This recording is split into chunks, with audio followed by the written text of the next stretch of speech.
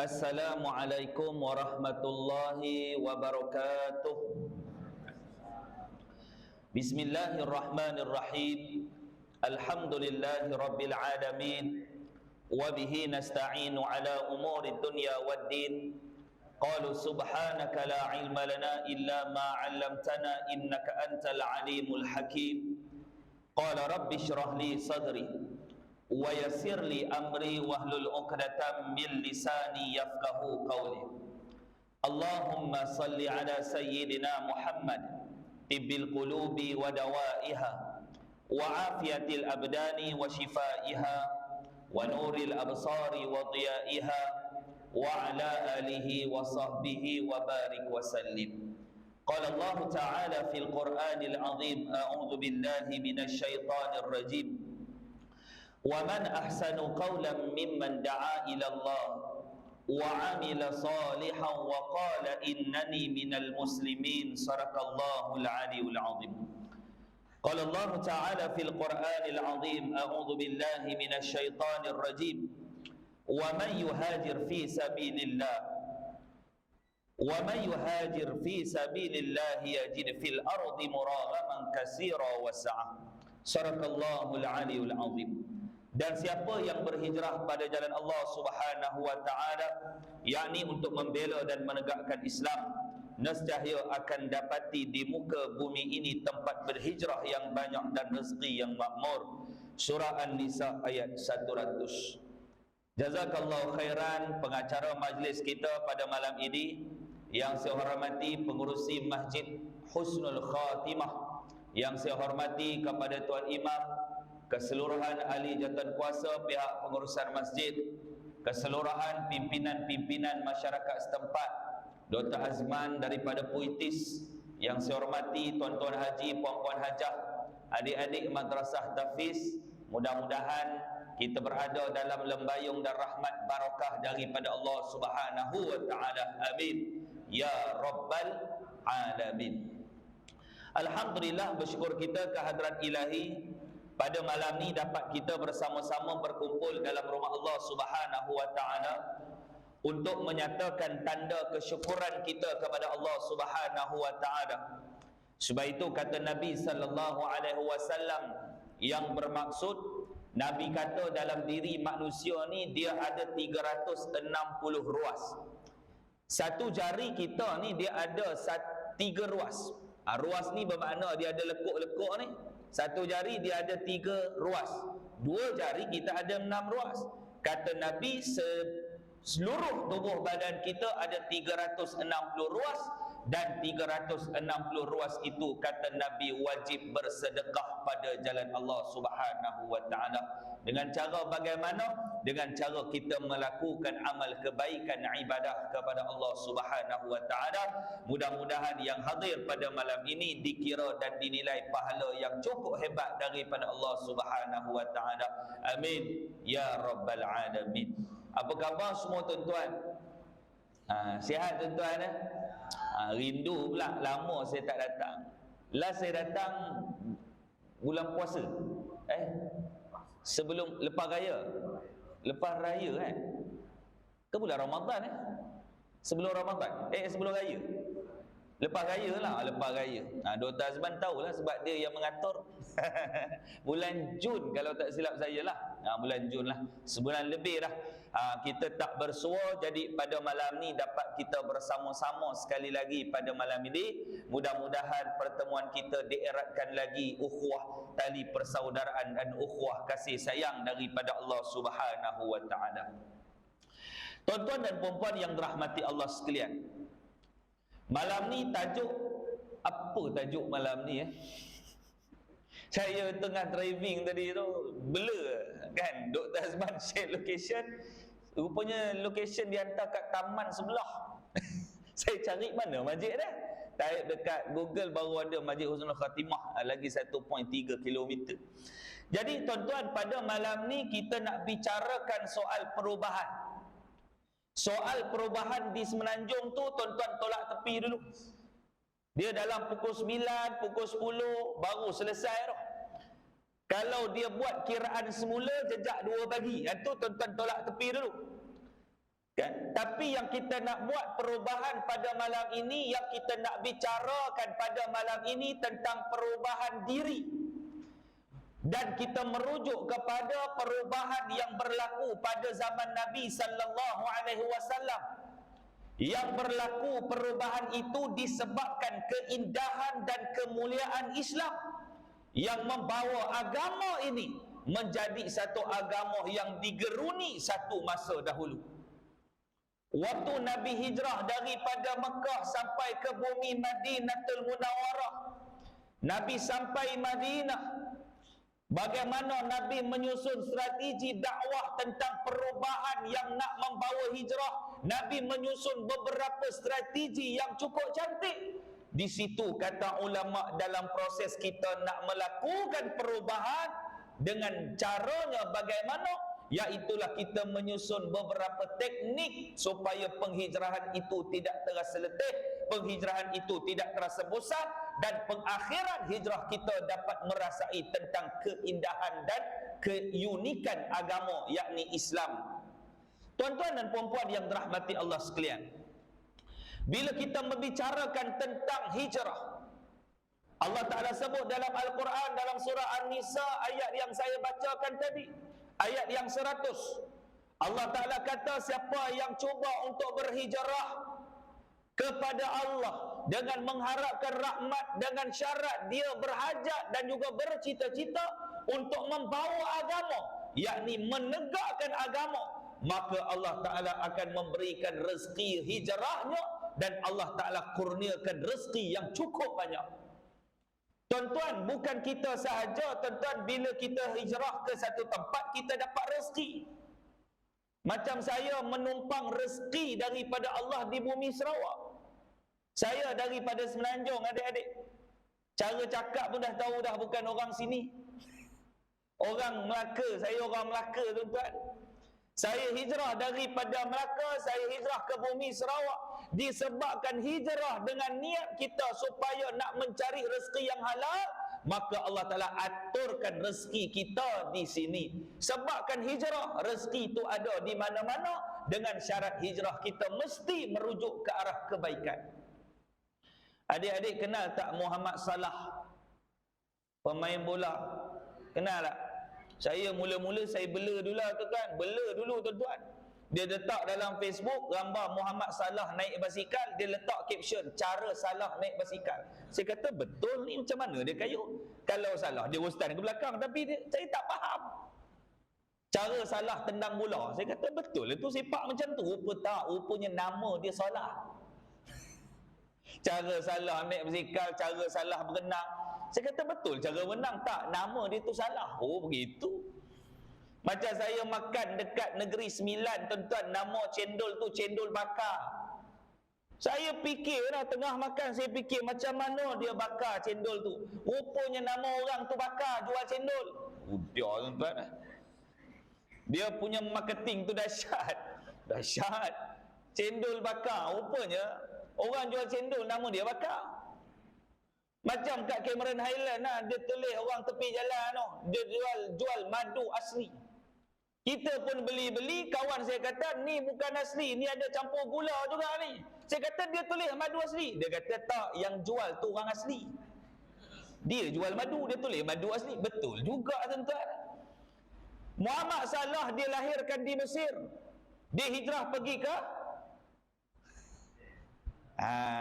jangan malu lalu nak jawab. Walaupun hafal Quran, tapi tengok juga bola kan. Salah tu pindah ke mana? Hijrah ke Liverpool. Tuan-tuan, gajinya sebulan berapa? Belas-belas juta. Ronaldo daripada Eropah dia pergi ke tanah Arab, dibayar 1 bilion setahun. 1 bilion ni saya tak tahulah banyak mana tuan-tuan. Betul tak? Dulu kecil-kecil tak sampai bilion, dulu sampai ratus juta. Masuk sekolah menengah baru sampai bilion. Sejak PKP baru kita tahu triliun. Paling tinggi jumlah sekarang yang saya pernah dengar 1.6 triliun. Itu hutang tu. Oh tu tinggi lah tu.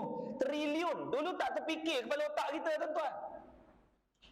Jadi tuan-tuan, disebabkan hijrah bukan manusia saja hijrah, dia luaskan rezeki adik-adik. Burung Kajian menunjukkan di dunia sahaja ada 10,000 jenis burung. Di dalam 10,000 jenis burung, ada 2,000 jenis burung yang dikenali sebagai burung hijrah. Dia terbang daripada Australia, dia merentasi Malaysia. Hijrah, dipanggil burung hijrah. Bukan besar burung tu, kecil lah. Tapi dia boleh terbang berpuluh ribu batu. Hampir 20,000 batu lebih. Dia hijrah. Pergi tempat orang, tak tahu nak ambil makan di mana, nak singgah kat mana. Tetapi kerajaan Malaysia, tuan-tuan, di Malaysia sahaja dia buat tempat persinggahan burung hijrah. Dalam setahun akan ada burung-burung yang hijrah daripada Australia yang datang. Dia buat antaranya di Zoo Negara, dia buat di Perak tempat persinggahan burung hijrah.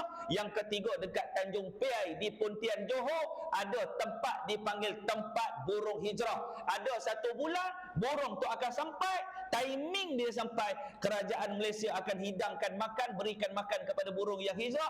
Habis dia kenyang makan berapa hari, dia akan sambung pergi hijrah, pergi ke tempat lain. Burung hijrah pun dapat rezeki, walaupun dia tidak pernah minta rezeki daripada orang, tetapi dia yakin arahan daripada Allah. Disebabkan rezeki, sebabkan hijrah ke arah kebaikan, Allah Ta'ala berikan rezeki dia. Sebab itu tuan-tuan, penyu, tuan-tuan kenal penyu tak? Penyu ni orang Sarawak panggil apa? Penyu lah. Penyu kan? Kura-kura orang Sarawak panggil? Sama lah, sama. Cakap kami orang Melaka dia panggil turtle. Dia lain sikit lah. Mana boleh sama lain kan? Saya ceramah dekat Perak, dekat orang kampung. Orang Perak, tuan-tuan faham lah orang Perak ni kalau bercakap. Saya kali pertama sampai tempat orang, kita jenis tak berapa nak faham. Kita cakap bahasa standard, tapi bila sembang dekat belakang, bila tengah makan tu, dia cakap Perak, kita pun dengar ya tak ya. Saya pun tanya Haji, minta maaf tanya Haji, Haji datang dengan siapa? Dia kata dengan isteri awak. Hai. Saya kata bini aku kat rumah. Saya tanya dengan siapa Haji? Isteri awak. Betul lah bini aku ni. Rupanya saya tanya, rupanya orang Perak, awak tu saya. Saya tu awak, awak tu saya. Tu orang Perak dia kalau bercakap tuan-tuan. Haji naik apa? Naik motor E-Pangkah 5. Saya duk bayang motor je nama apa pula, rupanya EX5. Orang kampung ni tuan-tuan, dia panggil E-Pangkah 5 katanya. Dia kata gasak lah E-Pangkah 5, apa pangkah 5 lah. Orang Perak dia kalau cakap macam pelah tu, atas mengatas kerja apa, drebek ke, Kalau tuan-tuan tengok cerita Piramli macam tu lah, tak di pelawak. Tu orang Perak, orang Perak. Tuan-tuan pergi ceramah dekat apa, dekat Kedah. Orang Kedah ni dia kasar sikit bahasa dia. Isteri saya orang Kedah. Cuma dia tak kasar cakap dengan saya lah. Tak, tapi kalau orang-orang kampung, mereka ni kasar. Tu keluar bahasa Kedah. Mereka ni kasar. Dia kata setakat Pak Hang tu biasa. Kita macam sini, kepala bapak lah. Ganah tak? Ganah. Orang Perak biasa. Pak Hang lah. Woi. Kalau orang Melaka dia terjemah ke kepala bapak kamu. Oi, ganah tau. Tapi orang Kedah biasa. Pak Hang. Biasa. Orang Kedah ni tuan-tuan, dia cakap memang kasar. Kasar betul. Kalau kena orang-orang kampung sungguh, dia kasar bukan cik gaduh. Tak, memang bahasa dia macam tu. Bahasa friendly dia macam tu. Tuan-tuan, muslimin muslimat yang dirahmati Allah sekalian. Sebab itu dalam proses kita nak membawa perubahan, Nabi kata la hijrah ba'dal fath, tidak akan berlaku lagi penghijrahan selepas pembukaan kota Mekah. Maksud Nabi tak ada hijrah lagi dah. Selepas Nabi buka kota Mekah, hijrah tidak akan berlaku lagi. Jadi yang kita nak bicarakan hijrah pada malam ni pasal apa? Sebab Nabi kata dah tak ada proses hijrah dah.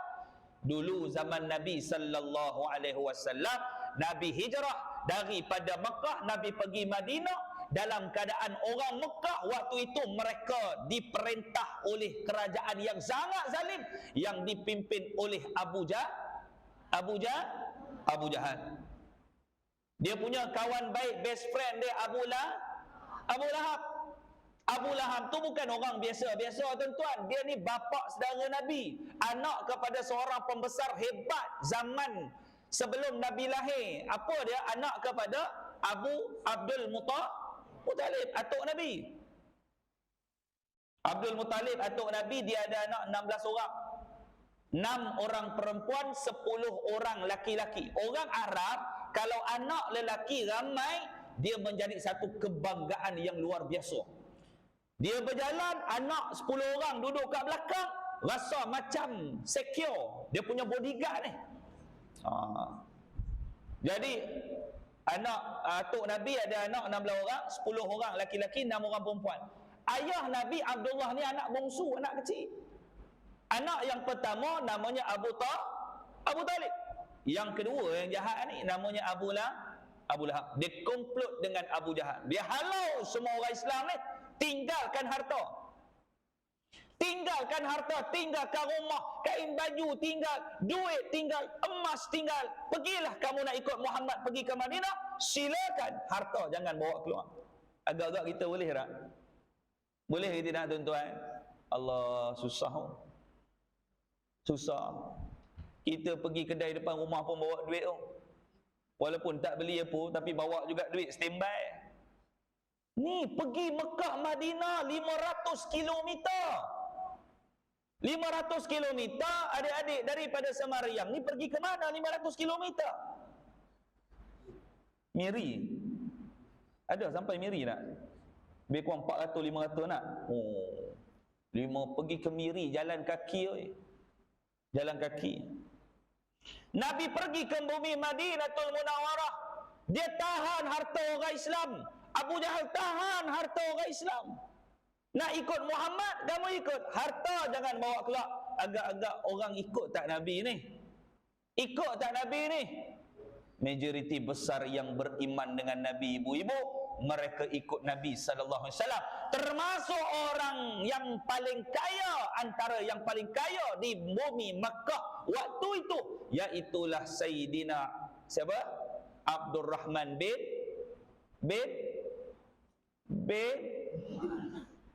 kau jangan bawa malu. Abdurrahman bin Sudin mana pula dah? Abdurrahman bin Azim. Ni pun kacau. Abdurrahman bin apa adik-adik yang kaya tu, sahabat Nabi yang kaya tu. Abdurrahman bin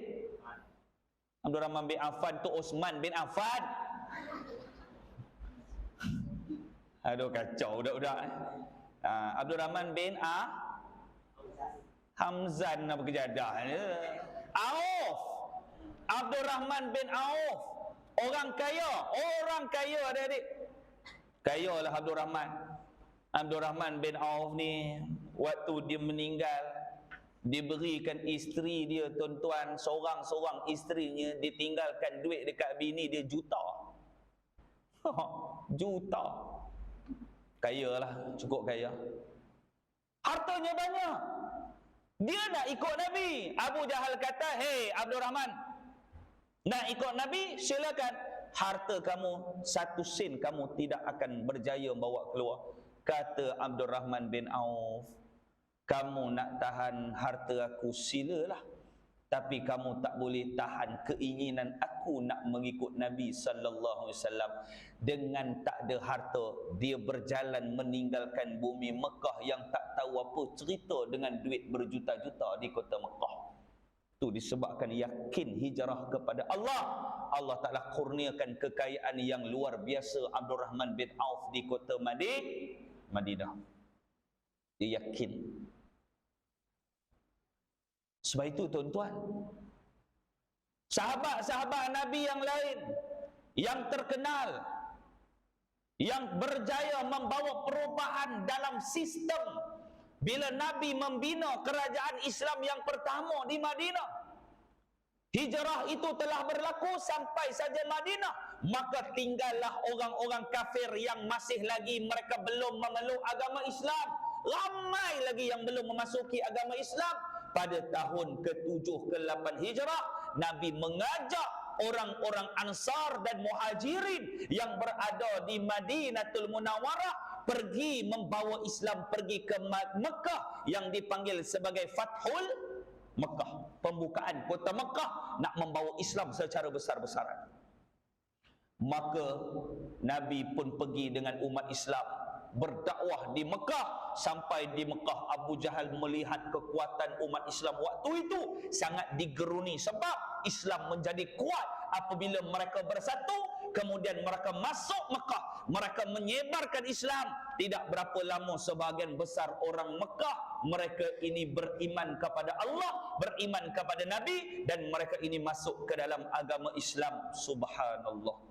Sebab itu Nabi kata tidak ada hijrah lagi dah selepas pembukaan kota Mekah. Dah tak ada lah, lepas ni dah tak ada hijrah. Tuan-tuan jangan memandai-mandai pula.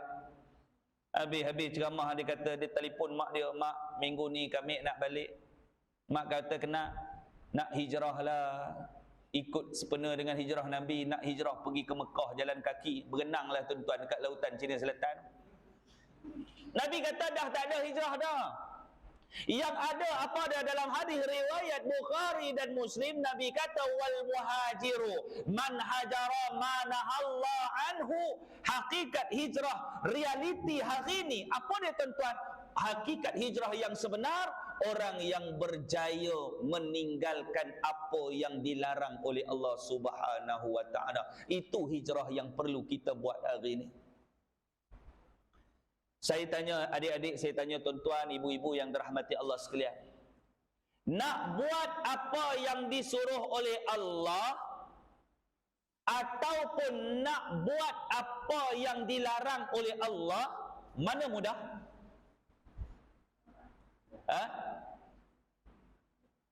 Kita nak semayang dengan tak semayang, mana senang? Tak semayang senang. Tuan-tuan nak puasa dengan tak puasa, mana senang?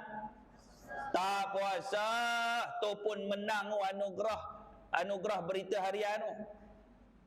Ya dapat Mini Cooper tu dia ye menang tuan-tuan. Siapa sangka, betul tak? Siapa sangka? Tuan-tuan nak mencuri dengan tak mencuri, mana senang?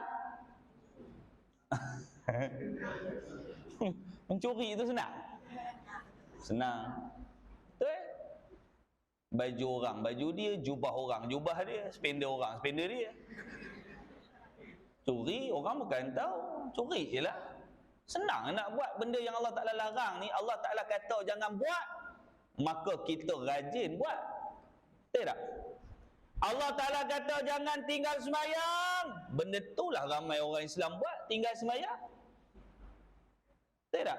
Allah Ta'ala kata wahai orang-orang laki-laki, Nabi kata wajiblah kamu ke masjid. Datang masjid ramai-ramai, orang lelaki wajib hadir solat ke masjid. Tu yang tak penuh masjid tu. Sebab apa? Nak buat benda yang Nabi suruh tu berat. Nak buat apa yang Nabi larang tu senang nak buat. Betul tak?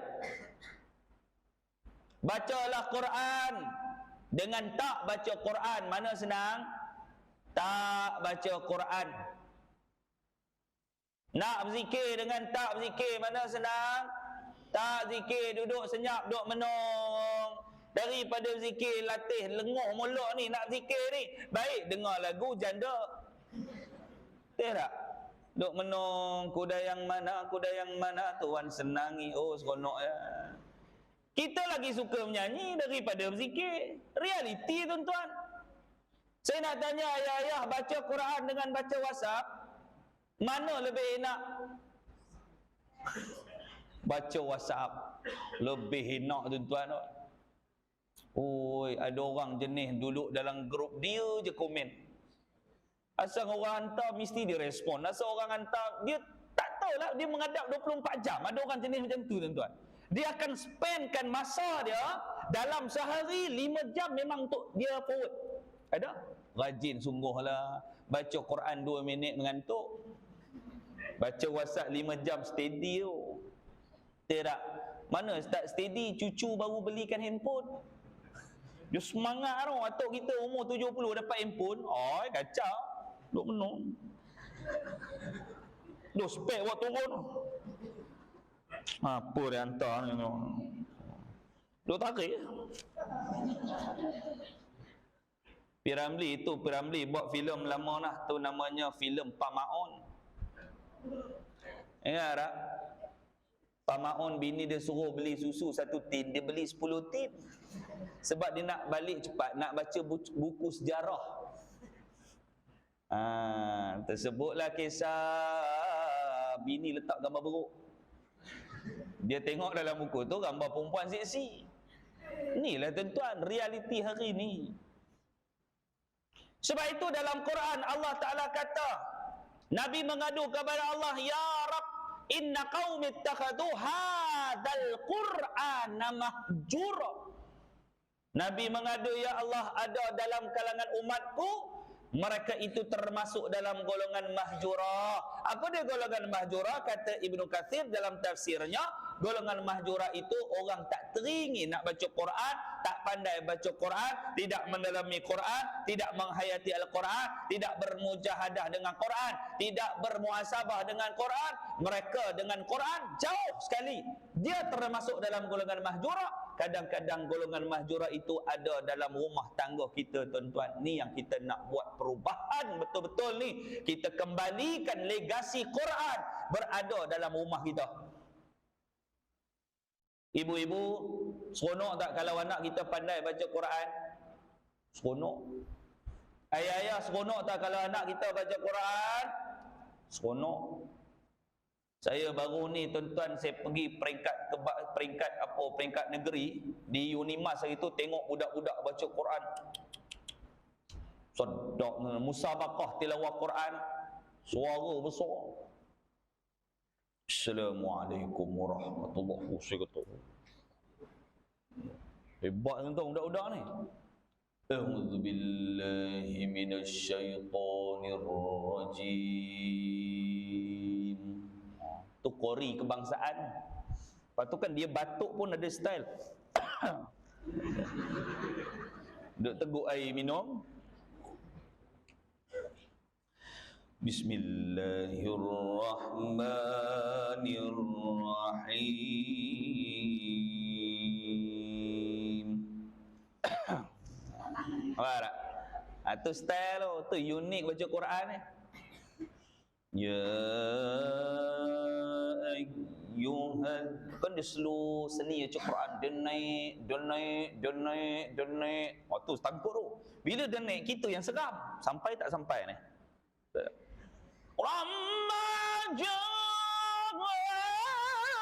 Gitu. Tu seni baca Quran. Tuan-tuan kalau bosan-bosan, tuan-tuan type qari'ah baca Quran. Best tuan-tuan. Itu yang lenggok. Azan pun sedap. Betul tak? Ni budak-budak ni pelapis muazzin tuan-tuan, negeri Sarawak, depa ni lah. Ni budak-budak ni. Mana tahu jadi imam besar masjid negeri, mana tahu? Betul tak? Allahu Akbar, Allahu Akbar. Budak-budak. Mana tahu dia orang menggantikan Tok Bilal yang tak nak lepaskan jawatan tu. Kadang-kadang Bilal sampai 76 umur dia, dia tak nak lepas jawatan. Sebab apa? Pengerusi kata, imam kita bagi budak muda. Tak, dia tak nak kunci bilik Bilal, dia pegang, tak bagi orang. Punya payah tuan-tuan. Ayalal palah tu. Adwallah ilang. Ni bagilah pelapis-pelapis muda ni tuan-tuan ni. Ni budak-budak ni jadi imam ni, tarawih laku ni budak-budak ni. Betul. Boleh buat bisnes. Demand pula. Boleh tak Masjid Husnul Khatimah minta seorang madrasah tahfiz pelajar ustaz untuk jadi imam bersempena dengan Ramadan, sepanjang Ramadan kita bagi sikit allowance lah dalam 500 macam tu. Ustaz tu kata kami tak main 500, 5,000. Laku tuan-tuan. Masjid tak ada nak, dia bagi juga. Kalau dia bagi kadang-kadang imam yang biasa, kadang-kadang imam biasa dia malah baca surah panjang-panjang. Tu yang inna atoina kulullahu ahad, inna atoina kulullahu ahad. Jadi budak-budak ni dah hafal 30 juzuk, dia baca no. Staw sufufakum mu'tadilu rahimakumullah, salatu jami'a rahimakumullah. Allahu akbar. Allahu akbar. Sebiji ke Arab. Ni budak-budak ni dia pandai tiru. Budak-budak ni tuan-tuan. Dengan sengau sebiji macam Arab. Alhamdulillahi rabbil alamin. Ar-Rahmanir Rahim. Maliki yaumiddin. Benar Arab dia sengau-sengau. Budak-budak ni dia pandai tiru. Saya pergi dekat Kota Tinggi, budak ni dia memang power tiru, tapi dia silap tiru. Dia bukan ikut bacaan, dia tiru tang sengau tu yang silap. Luruskan sah pun dah sengau dah. Hai. Kita dengar apa yang imam mok ni dia ambil sengau. Ni pun silap tiru pun budak-budak sekarang bukan boleh percaya sangat main tiru tu tak. Bang jemaah kata faham pula imam malam ni tersumbat hidung ke apa benda tak, rupanya silap. Baik tuan-tuan muslimin muslimat yang dirahmati Allah sekalian. Jadi malam ni saya nak petik satu kata-kata satu orang ulama, Syekh Sahal bin Abdullah Al-Tustari, yang disebutkan oleh Imam Abu Nu'aim Al-Afhafani di dalam kitab Hilyatul Awliya wa Tabaqatul Asfiya. Dia menyatakan bahawanya Syekh Sahal bin Abdullah Al-Tustari dia pernah menyatakan tentang hijrah. Maksud hijrah yang disebutkan oleh ulama ni ada 4 perkara yang kita nak sebut pada malam ni. Mudah-mudahan dia menjadi titik perubahan dalam diri kita dan kita dapat idea pada malam ni apa yang kita nakkan perubahan ataupun hijrah yang sebenar yang ada pada masa hari ini. Qala Sahal bin Abdullah Al-Tustari rahimallahu ta'ala, al-hijratu fardu ila yaumil qiyamah minal jahlu ila al-ilmu wa minan nisyanu ila dhikru wa minal ma'siyati ila ta'atih wa minal israri ila taubatih. Apa kata Syekh Sahal? Dia kata berhijrah wajib sampai hari kiamat. Daripada yang pertama dia kata daripada kebodohan kepada orang yang berilmu. Bodoh ni maknanya daripada tak tahu kepada tahu. Sebab itu Abu Al-Hakam, nama gelaran yang diberikan oleh masyarakat Arab Quraisy kepada Abu Jahal. Sebelum dia dapat gelaran Abu Jahal, dia dapat gelaran Abu Al-Hakam. Dia ni orang cerdik pandai. Abu Jahal ni orang cerdik pandai. Satu hari dia tengok seorang-seorang orang masuk Islam. Dia tengok ada satu orang perempuan, dia masuk Islam, kuatnya dia ni. Tuan-tuan mesti kenal lah dengan wanita pertama yang mati syahid ni. Siapa? Sumayyah. Mujur ingat sebab ada lagu. Kalau tak ada lagu tak ingat tu. Dia masuk Islam. Abu Jahal suruh keluar Islam, dia tak nak. Dia ikat tangan dan kaki, dia ambil tombak, dia merejam kemaluan Sumayyah sampai mati. Cerita ni sampai dekat telinga Nabi. Nabi punya marah dengan Abu Al-Hakam. Nabi kata dia ni bukan orang cerdik pandai. Dia ni Abu Jahal, Abu bapa jahil, bodoh, jahal, segala benda bodoh ada kat dia. Bapa segala bodoh. Oh, Nabi panggil lah bapa segala kebodohan. No, Abu Jahal bukan Abu Al-Hakam, Abu Jahal, bapa segala orang bodoh. Dia ni, dia marah sungguh dengan Nabi. Tuan-tuan, Abu Jahal marah betul dengan Nabi. Satu gerakan demi satu gerakan dia buat planning nak tangkap dan membunuh Nabi sallallahu alaihi wasallam. Dia marah dengan gelaran dan melekat Abu Jahal sampai hari ini pula kita panggil. Abu Jahal kalau hidup sekarang kau panggil dia Abu Jahal, dia tempiling kita berpusing 360 darjah. Abu Jahal. Sebab itu nama Abu Jahal ni terpahat dalam hadis Nabi. Punya marahlah Nabi bunuh orang Islam waktu tu. Panggil sebagai Abu Jahal. Tuan-tuan, Dalam hidup kita ni, makin banyak kita belajar, sebenarnya makin banyak benda yang kita tak tahu. Tuan-tuan tak payah cerita tentang dunia lah. Tuan-tuan tak payah cerita tentang apa yang berlaku persekitaran. Tak. Tuan-tuan baca Quran, tuan-tuan baca makna yang ada dalam tafsiran Quran. Lagi banyak kita baca, lagi banyak cerita yang kita tak tahu. Betul tak adik-adik? Adik-adik yang jadi hafal Quran ni, baca makna dia sekali, baru kita seronok baca. Betul tak? Baca makna sekali, baru kita seronok baca. Dalam Quran ada 5 makhluk yang diceritakan oleh Allah dalam Quran, yang dilahirkan tidak ada mak dan tak keluar daripada perut seorang mak, tapi makhluk ni hidup. Dalam Quran ada cerita. Kita pernah tahu tak? Kita tak pernah tahu. Pasal apa? Kita sekadar baca Quran, tapi kita tidak memahami makna Al-Quran. Dalam Quran ada cerita bab kejayaan dalam kehidupan. Kita nak anak kita berjaya, kita nak anak kita dapat nombor 1, kita nak anak kita cerdik. Kita belikan buku motivasi tebal daripada pakar motivasi barat lah, daripada Malaysia lah, pakar motivasi daripada Indonesia lah. Mereka mengupaskan tentang kejayaan-kejayaan yang akan membina masa depan anak-anak. Kita dah baca buku. Anak-anak baca tu, belik-belik tu, sampai anak pun boleh cakap Indon. Boleh cakap Indon, tuan-tuan. Tuan-tuan, dalam Quran ada cerita tentang bagaimana nak menjadi mukmin yang berjaya. Apa tu? Oh, nak masuk waktu. Speaker pecah ke apa? Speaker. Oh, speaker pecah, tuan-tuan. Kita bagi laluan azan ke terus? Bagi laluan azan. Okey, boleh kita bagi sekejap. Okey, kita buat syiar dulu. Baik, insya-Allah. Kita tambah masa sikit boleh, tuan-tuan boleh, insya-Allah. Baru poin pertama tu. Dia ada 4 poin, Baik. Untuk makluman tuan-tuan, persaingan sengit di Semenanjung. Masih lagi sengit lah. Belum, saya pun update belum habis kira lagi lah. Belum habis kira. Tuan-tuan jangan gelisah. Jangan risau siapa menang. Tak apa. Mesti ada pemenang malam ni. Pada firasat saya akan ada pemenang malam ni. Jangan risau. Baik, tuan-tuan. Yang pertama kata Syekh Sahal, keluarkan dirimu, hijrahkan dirimu.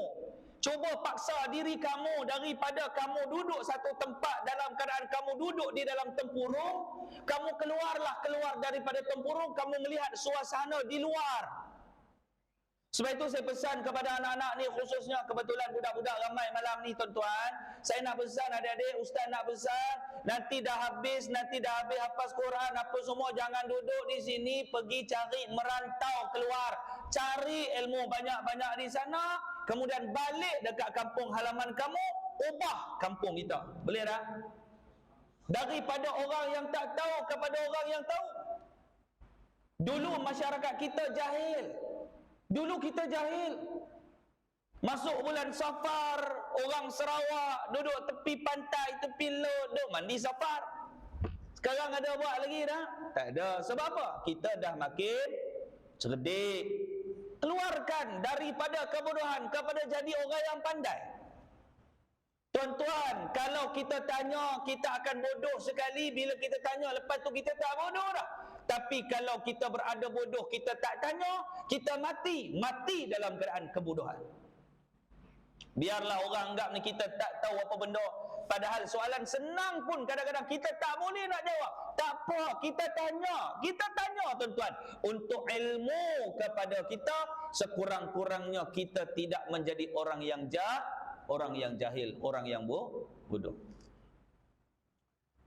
Ada satu Cina, tuan-tuan, dia ni kawan saya, orang Cameron Highland.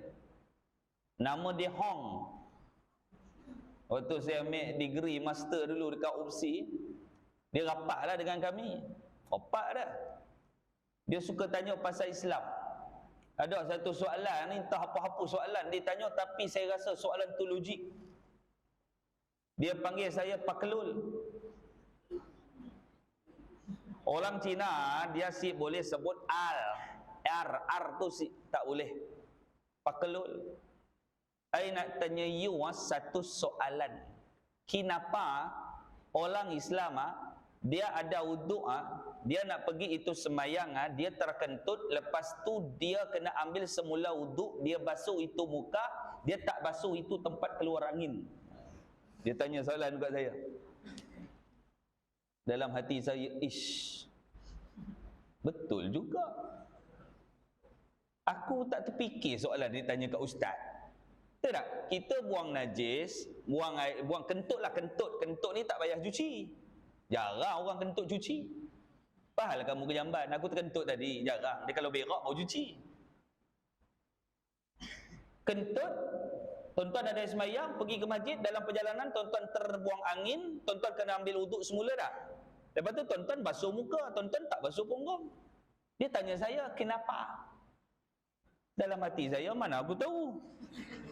Tapi takkan kita nak cakap mana aku tahu, sebab kita pengajian Islam. Saya pengajian Islam. Saya pegang exco perhubungan luar. Saya buat, tuan-tuan pergi link dengan UM, pergi link dengan UKM ni. Antara anak buah saya, hari ni dia jadi timbalan Menteri Sukan, Adam Adli. Dia anak buah saya. Tak tahu, saya kata tak tahu. Saya kata. Lepas tu tengah fikir-fikir dapat ilham. Saya kata hong macam ni you duduk dalam satu lift. Dalam lift itu ramai orang. Tiba-tiba you terkentut banyak kuat. Satu lift tu dengar yang you kentut. I nak tanya you punya malu muka ke punggung? Itu jawapan. Dia kata muka lah malu, punggung tak lah tahu malu. Saya kata sebab itu orang Islam dia basuh muka tak basuh punggung. Terus saya belah tuan-tuan, takut dapat soalan kedua. Bahaya tuan-tuan. Kalau jawapan ni main ikut logik, soalan dia guna logik dia, kita pun jawab kena ikut logik. Macam itulah budak-budak. Betul tak? Tuan-tuan ajar anak-anak, ayah-ayah ajar anak-anak, anak umur setahun, 2 tahun, dia bukan tahu apa. Betul tak? Takkan tuan-tuan nak baca hadis depan dia? Anak buang sampah di baratan tempat. Adik, mai sini. Qala Rasulullah sallallahu alaihi wasallam. Ani Nabi sallallahu alaihi wasallam. Budak 2 tahun binatang apa pula orang tua ni? Dia pun tak faham apa benda. Dia tak kena cara tu. Tak apa tuan-tuan, daripada kita tak tahu, kita jadi orang yang tak tahu. Patut petang tadi saya ceramah di Melaka, program Kerajaan Negeri Melaka di bawah Majlis Agama Islam dengan ratusan muallaf petang tadi. Sepatutnya lah. Kan? Tajuk mudah bab zakat. Diorang ni muallaf pun masuk Islam. Keberkesanan zakat, tujuan zakat dan cerita wang orang yang berhutang dan sedikit tentang tajuk fidyah. Saya kata, dia jemput saya tuan-tuan 3 bulan, lama dah. Tapi bila nak pergi tu rasa macam jauh je tuan-tuan. Rasa macam malas, saya minta kawan saya gantilah untuk hari ni. Dia tak tahu, dia buat program daripada tak tahu, dia jadi kepada yang tak tahu. Kita tak tahu, jangan buat macam tahu. Kita tak tahu yang orang tahu, kita tak tahu. Kita pun tak tahu yang orang tahu, kita tak tahu. Macam mana kita nak tahu? Baik, kita buat, jangan buat-buat tak, buat-buat tahu. Buat-buat bodoh ya.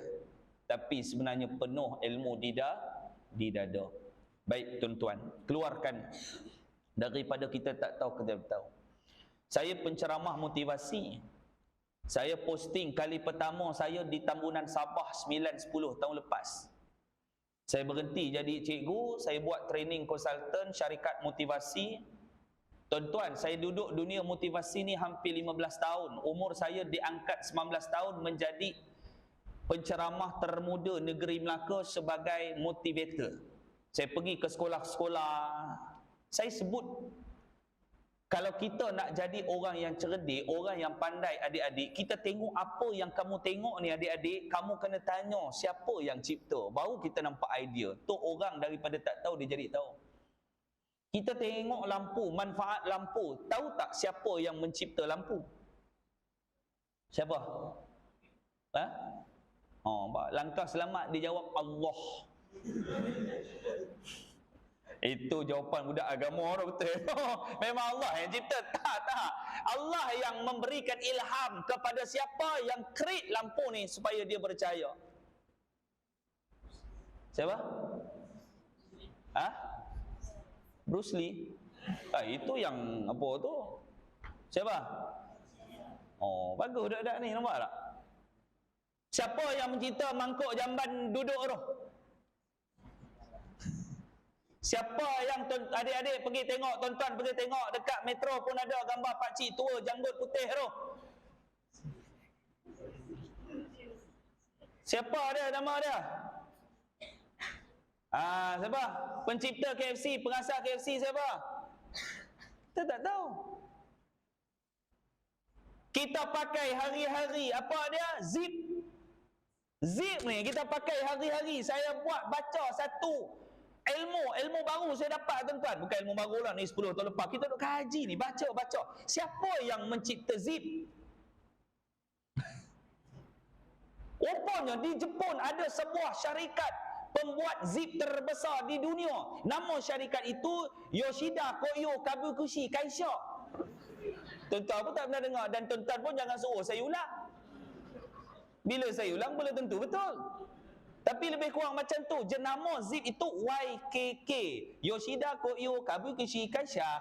Dia sebenarnya pengasas zip terbesar di Jepun, syarikat pengeluar zip terbesar di Jepun. Maknanya kita daripada kita tak tahu, kita kaji sampai kita tahu. Kita hanya mendengar tentang sirah, kita hanya mendengar tentang kisah Nabi. Cuba kita sendiri yang menyelami di dalam bidang sirah, seronok tuan-tuan. Bagaimana keadaan Firaun berhadapan dengan Nabi Musa? Mereka ditenggelamkan di dasar lautan. Apa kisah bagaimana Nabi Musa yang tak tahu dirinya itu, yang ada padanya kuasa yang cukup ajaib, yang tak ada pada semua orang, iaitulah tongkat Nabi Musa. Ali tak terkenal dengan tongkat, tapi orang buat produk tongkat Ali. Orang Melayu ni memang mana tongkat Ali ni? Yang terkenal dengan tongkat Nabi Musa. Kenapa tak diberi tongkat Musa? Orang Melayu buat tongkat Ali. Orang kita tuan-tuan buat produk kuat, keras, laku. Pantang jual habis licin tuan-tuan. Barat dia baca kajian, dia baca Quran. Dia baca surah-surah yang ada dalam Quran. Dalam surah itu ada satu surah namanya Al-Ankabut. Surah labah-labah. Pasal apa Allah Ta'ala panggil Al-Ankabut? Surah Al-Ankabut dalam Quran. Barat buat kajian. Rupanya labah-labah punya air liur. Seekor labah-labah kalau ditarik sepanjang hidup labah-labah, air ludah dia boleh dibuat 3 kali pusingan dunia. Hebat labah-labah ni, walaupun kecil. Sarang labah-labah, mereka buat kajian, dikumpulkan sarang labah-labah dengan kuantiti tertentu, boleh buat baju kalis peluru. Sebab itu ada satu surah namanya surah Al-Ankabut, surah labah-labah. Barat dia ambil kehebatan labah-labah, dia buat filem. Nama filem itu adalah Spider-Man. Orang Melayu buat filem Cicak Man. Nampak tuan-tuan? Orang kita buat filem Cicak Man. Apek yang jadi hero. Ada sekeping je apek tuan-tuan, cicak. Barat dia buat kajian, dia buat filem Spider-Man, kita buat Cicak Man. Cicak yang kantoikan Nabi dalam hijrah, tahu tak? Tahu tak? Cicak yang nak bagi tahu kepada Abu Jahal ada orang kat dalam gua ni yang lindung Nabi tu Spider-Man, sarang labah-labah tak terusik pun. Ni barat dia buat kajian. Kadang-kadang mereka lebih faham Islam daripada orang Islam memaham Islam sendiri. Ni yang menakutkan kita. Bila mereka faham agama, mereka boleh manipulit orang Islam tu sendiri. Sebab itu anak-anak kita bagilah pendedahan kepada agama ni tuan. Bagi mereka belajar agama. Tuan-tuan jangan memandulkan pendidikan agama kepada anak-anak kita tuan-tuan. Hari ni ramai anak-anak muda tak reti baca Quran. Hari ni ramai anak-anak muda tak reti sembahyang. Hari ni ramai anak-anak muda tak reti bab solat fardu ain, fardu kifayah. Hari ni anak-anak muda pun tak kenal mana imam, mana Tok Bilal. Sebab apa? Bapak tak bawa anak-anak pergi ke masjid. Bukan kata anak, bapak pun tak kenal mana imam. Tak kenal. Sampai orang datang, Din, Imam Daulah dah meninggal. Ada ke Imam Daulah kat kampung kita? Astaghfirullahalazim. Imam Daulah tu jadi imam dah 15 tahun dah tuan-tuan. Dia tak kenal imam tu nama Imam Daulah. Adalah satu hari tu dia nak berubah. Dia tanya bini, abang rasa abang dah hanyut dah dalam dunia ni. Abang rasa abang nak berubah tapi abang malulah nak pergi semayang. Abang tak kenal tu imam. Bini dia kata, yang abang ni apa kebodoh sangat abang, takkan imam pun abang tak kenal. Abang tak reti, abang tak reti, abang tak tahu.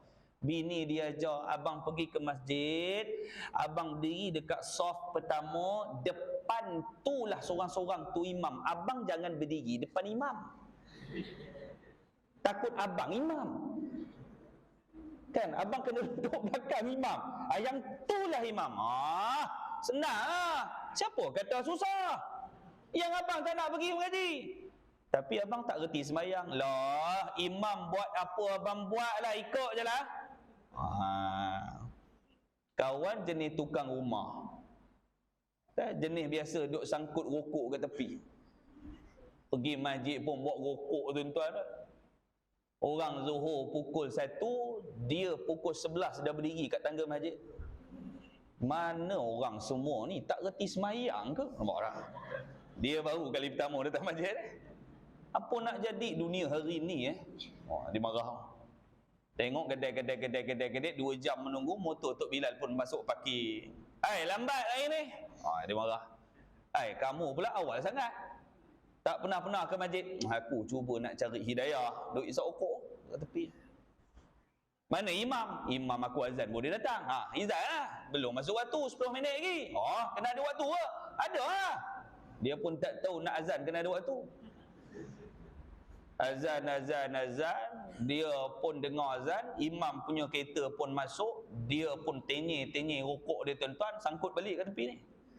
Kawan biasa letak pen, tukang. Letak, kamat, diri belakang tu imam. Dia teringat bini dia kata, apa imam buat, ikut. Ikut lah. Allahu Akbar, duduk depan imam. Dekat atas dia tuan-tuan, kipas pusing. Api yang dia tenyir rokok tadi tuan-tuan, tak padam habis. Tu nak jadikan cerita tu. Dia sangkut-sangkut rokok, angin pun tiup-tiup terbakar balik. Rokok tu menyala tuan-tuan, tengah sembahyang. Dia kata, apa yang panas kat telinga aku ni? Dia kata, takkan kali pertama sembahyang dah dapat azab ni, dia kata. Dia kata makin panas ni. Imam rukuk dia rasa lagi bahan. Imam sujud dia tak tahan, dia kek tu. Dia kek potong rokok tercampak dalam kain tu imam tuan-tuan. Ni. Imam pun sujud, imam pun tak tahu apa dalam kain tu. Dia pun duduk antara dua sujud apa semua ni tuan-tuan. Duduk tayar awal, betih dia tuan-tuan terkena rokok, melompat tu imam depan tingkap tu. Keluar tingkap tu imam, aduh, lompat tuan-tuan. Melompat-lompat depan mimbar tu pula ada kolam, masuk dalam kolam hamba Allah. Dia teringat bini dia kata, apa imam buat abang ikut je lah katanya. Dia pun keluar kot tingkap, berendam dengan tu imam. Lepas tu dia boleh tanya tu imam, patutlah orang tak nak semayang, susah rupanya semayang ni. Ni orang jenis tak cerdik tuan-tuan. Tak cerdik. Ada satu hamba Allah ni, dia bawa motor, dia pakai gear satu, tak tukar-tukar gear. Tak termenung tuan-tuan. Dia naik motor Yamaha CDI Sport tu 100cc tu, boom. Motor 4 gear, dia pakai 1 gear. Pergi ke pekan, balik. Orang pun tahan dia. Pakcik tukar dia gear, meletup enjin tu sekarang. Pakcik tu kata, kau ingat aku bodoh? Aku tahu motor ni 4 gear, kalau rosak 1 tinggal 3 lagi. La ilaha illallah. Ni orang jenis tak faham masalah. Tu tuan-tuan. Dia macam orang gila lah. Jangan layan orang gila, tuan-tuan jadi gila tuan-tuan. Layan orang gila, tuan-tuan pun jadi gila. Ada satu kes orang gila masuk sekolah. Tuan-tuan pernah dengar cerita ni? Orang gila masuk sekolah. Bila dia masuk sekolah, Pak Gad tak sempat nak tahan. Tapi Pak Gad tu kenal orang gila kat kampung. Dia tak buat hal apa pun. Dia masuk sekolah, dia berdiri kat padang, dia ambil ranting kayu, dia baling. Dia buat macam mancing. Pengetua pun masuk sekolah. Pengetua baru dipindahkan ke situ. Pak Gad tu kata, tuan pengetua, ada orang gila tak apa sihat, dia masuk sekolah kita. Tapi dia tak ada apa pun, dia just masuk lah. Masuk saja. Tapi jangan tegur je lah. Pengetua baru, dia nak menegur semua orang. Dia pun ronda lah sekolah. Nampak orang gila duk mancing. Duk unung. Dia berdiri kat orang gila. Pak Gad tu kata jangan tegur. Tak, pengetua nak tegur juga. Banyak ke ikan hari ni? Dia tegur orang gila. Orang gila tu kata, ni kan padang bodoh. Nampak tuan-tuan? Orang gila pun tahu yang tu padang. Jangan tegur tuan-tuan. Jangan tegur. Jangan tegur tuan-tuan. Sebab itu kadang-kadang Allah hantarkan orang gila kadang-kadang ni tuan-tuan untuk mengajar kita ni yang cerdik supaya tak jadi bodoh, tak jadi yang orang yang tak cerdik. Kan? Sebab itu kadang-kadang bila imam baca ayat Quran, imam pula hafiz, dia baca Quran sedap apa semua, seronok tak? Seronok. Jadi kita jadi orang yang cerdik supaya kita menghayati. Dengar macam baca Quran, tapi bukan Quran. Kita tak faham. Dengar macam Quran, tapi bukan. Duduk kedai kopi kan. Bak sini rokok. Nampak dah macam Quran tu. Bak sini rokok dan hil aku nak hisab. Cukup kol-kolah semua tu. Dia minta kawan dia rokok. Kalau tak ada rokok dan hil rokok, Suria pun jadilah. Kawan dia kata macam faham, jarang Quran aku faham makna ni. Tuan-tuan, orang jahil buat apa pun dia boleh accept, boleh adapt. Jangan kita diperbodohkan dengan keadaan sebab kejahilan kita. Tu makna dia. Baik, yang kedua, kata Syekh Sahal, apa dia? Hijrahkanlah diri kamu daripada kamu lupa kepada Allah, kamu kembali ingat kepada Allah. Sebab itu punca dia Allah Ta'ala bagi kita sakit dalam hidup ni. Sakit tu perlu tak untuk tuan-tuan, untuk saya? Perlu tak? Perlu. Dengan kesakitanlah kita akan zikir kepada Allah. Waktu kita sihat, kita lupa Allah kebanyakannya. Waktu sakitlah Allah, Allah, Allah. Kata,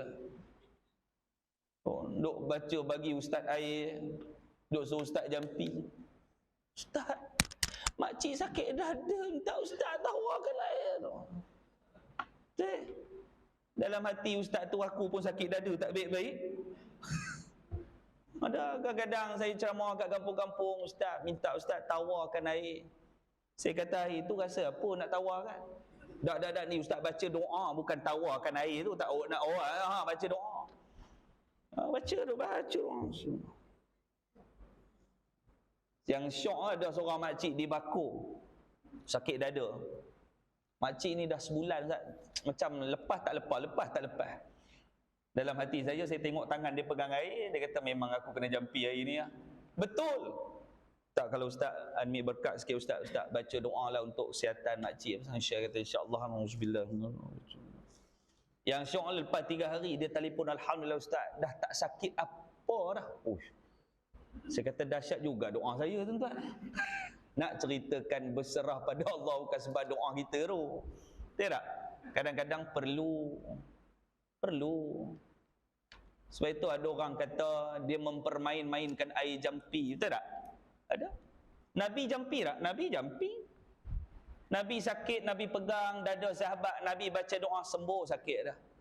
Waktu hijrah, Sayyidina Abu Bakar As-Siddiq kena sengat binatang yang berbisa, Nabi ambil air ludahnya yang mulia, Nabi sapu, Nabi doa sembuh. Waktu tu juga Nabi bermain dengan ayat-ayat syifa, ayat-ayat tangkal untuk menggunakan ayat-ayat Quran ni. Syifaun wa rahmah, tu ayat Quran. Ada orang dia kata lah, kalau Nabi boleh bagi pandai semua orang, baik Nabi baca Yasin kat telaga Zam-Zam tu, siapa minum cerdik semua balik Mekah. Ada juga jenis macam tu. Tuan-tuan muslimin muslimat yang dirahmati Allah sekalian, jom sama-sama kita cari jalan duduk-duduk kita zikir kepada Allah. Ada dua zikir yang kecil tapi fadilat dan barakahnya cukup besar. Apa dia? Subhanallahil azim, subhanallah wa bihamdih. Besar rahmat zikir tu tuan-tuan. Subhanallahil azim, subhanallah wa bihamdih. Subhanallahil azim, subhanallah wa bihamdih. Biasakan kita sebut subhanallahil azim, subhanallah wa bihamdih. Baik, yang ketiga. Kata Sahal, apa hijrah yang kita nak zaman hari ini? Hijrahlah daripada kemaksiatan dengan menjalani ketaatan kepada Allah. Daripada hidup kita buat maksiat, kita kena berubah mencari ketaatan kepada Allah. Hidup kita ni penuh dengan maksiat. Hidup saya penuh dengan maksiat. Hidup adik-adik lagi banyak maksiat. Kita ni penuh dengan maksiat tuan-tuan. Jadi kita cari masa untuk kita menghayati, menangis. Kata Hasan bin Ali, arba'u li zadil akhirah. Ada 4 perkara yang perlu kita buat bila kita duduk di akhir zaman. Yang pertama as-salah, sembahyang. As-siyam, puasa. Was-sadaqatu, bersedekah. Yang keempat, banyakkan air mata mengalir berzikir kepada Allah, mengenangkan dosa yang pernah kita lakukan. Yang pertama sembahyang, yang kedua puasa, yang ketiga sedekah, yang keempat banyakkan air mata mengalir mengenangkan dosa yang pernah kita lakukan. Siapa pesan? Cucu Nabi sallallahu alaihi wasallam. Bila kita duduk di akhir zaman sekarang ni tuan-tuan. Baik tuan-tuan, banyak maksiat kita buat. Waktu kita zaman muda ayah-ayah, kita banyak maki orang. Kita banyak menggelarkan orang. Sampai hari ni gelaran yang kita gelar tu terkenal pula. Tak, kita gelarkan orang. Nak PRN ni tuan-tuan, tak seminggu dua macam-macam digelarkan orang. Aduh tuan-tuan. Kita yang jadi masalah tuan-tuan, kita yang jadi masalah. Kita pun terikut-ikut, anak kita pun hari ni tuan-tuan mencari masalah. Pasal apa? Pasal apa tuan-tuan benda ni berlaku? Pasal kita ni tak mampu untuk buat perubahan benda yang kecil. Macam mana kita nak buat perubahan benda yang besar? 2 hari lepas saya ceramah motivasi dekat satu sekolah. Saya kata kita ni boleh mengubah dunia. Nak ubah dunia kena ubah manusia. Nak ubah manusia kena ubah diri sendiri dulu. Begitulah orang Islam yang ada pada zaman Nabi. Mereka kuatkan iman, mereka kuatkan sembahyang, mereka kuatkan ibadah. Mereka telah berjaya mengubah masyarakat. Dengan masyarakat itu Nabi berjaya mengubah dunia Islam waktu itu. Syarat dia kena ubah diri sendiri dulu. Baik tuan-tuan, yang terakhir, apa kata Sahal?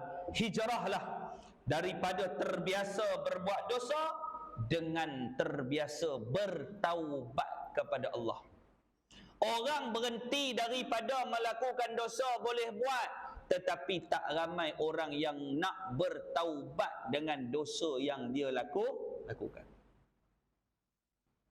Dulu zaman muda kita minum arak, kita boleh berhenti minum arak, tapi kita lupa nak bertaubat kepada Allah. Zaman muda kita mengurat anak dara orang. Tak? Asal jumpa bus stop, dia ulang 10 kali naik motor, pergi balik, nak tengok anak dara orang. Kita dah tak buat dah sekarang. Tapi kita lupa nak bertaubat kepada Allah. Kita dulu kita pernah zalim pada orang, kita pernah bergaduh pada orang, kita pernah buruk sangka dengan jiran kita pernah gelarkan kawan-kawan kita dengan panggilan-panggilan yang buruk, kita pernah kutuk kawan kita pernah hina depan orang. Kita dah tak buat dah benda tu, dah tak buat dah tuan-tuan.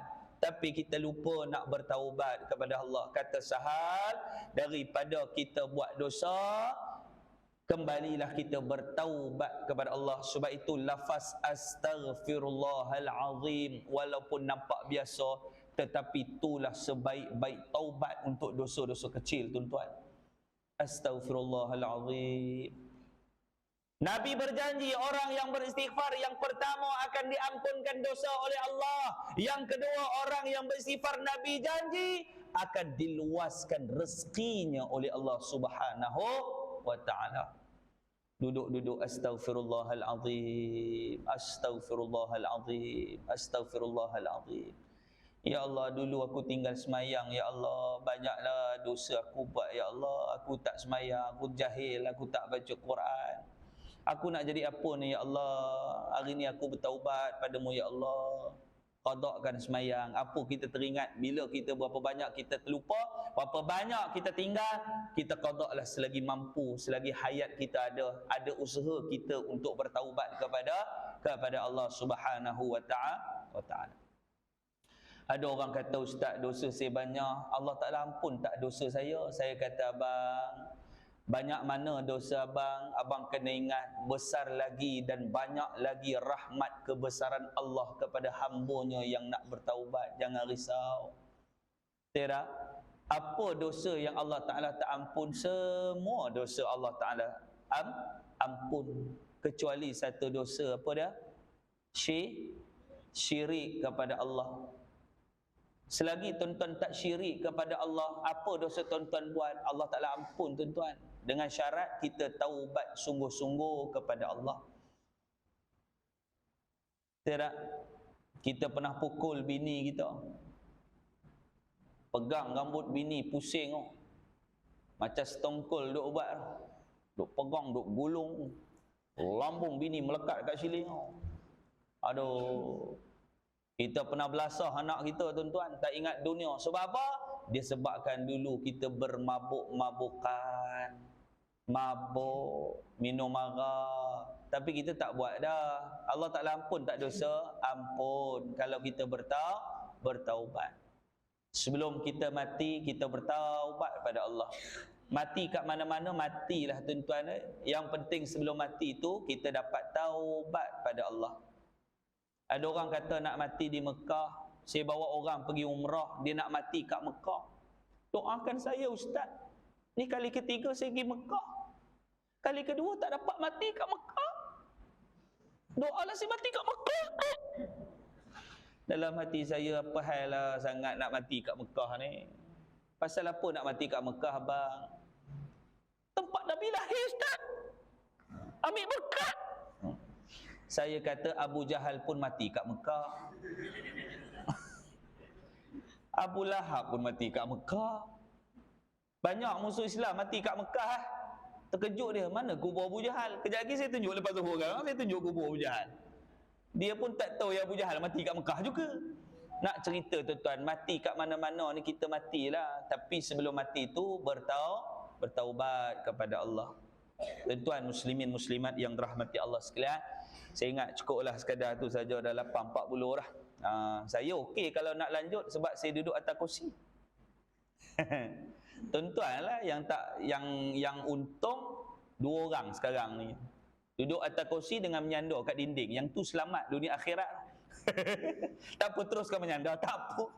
Yang tak ada dinding ni, dia pun kejap tengok muka saya, kejap dia tengok muka jam. Dia kata, ustaz ni tak reti nak berhenti ke? Dah 8.40 ni aku dah lengur pinggang.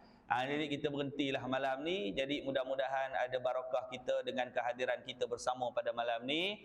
Walaupun kita buat secara santai je lah malam ni tuan-tuan, saya pun tak reti nak memberat-beratkan tajuk. Jadi kita tajuk-tajuk yang ringan-ringan sahaja.